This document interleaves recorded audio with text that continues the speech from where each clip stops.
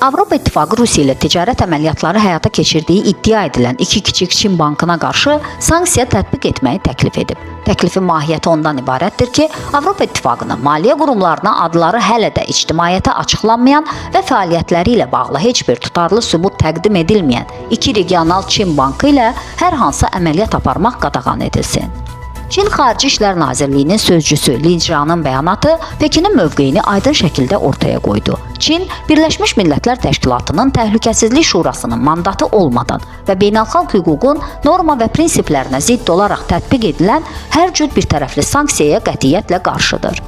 Çin və Rusiya arasında ticari-iqtisadi əməkdaşlıq iki suveren dövlətin daxili işidir və bu əlaqələr Ümumdünya Ticarət Təşkilatının qaydalarına tamamilə uyğun şəkildə açıq bazar prinsipləri əsasında həyata keçirilir. Bu əməkdaşlığın hər hansı üçüncü tərəfi hədəf almadığı və xarici müdaxilədən qorunmalı olduğu vurğulandı.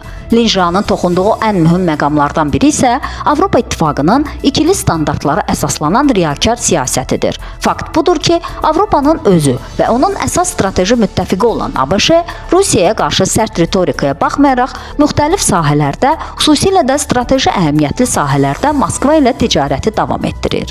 Bu şəraitdə məhz Çin şirkətlərinin hədəfə alınması Brüsselin əsl məqsədinin qanunun aliliyini təmin etmək deyil, Çinin artan iqtisadi qüdrətini cilovlamaq və onun qlobal səhnədəki konstruktiv rolunu ləkələmək olduğunu göstərir. Əgər Brüssel bu məntiqsiz təklifi reallaşdırarsa, onun ən böyük zərərini ilk növbədə Avropanın özü çəkəcək və onsuz da gərgin olan Avropa İttifaqı Çin ticarət münasibətlərinə daha ağır zərbə vuracaq.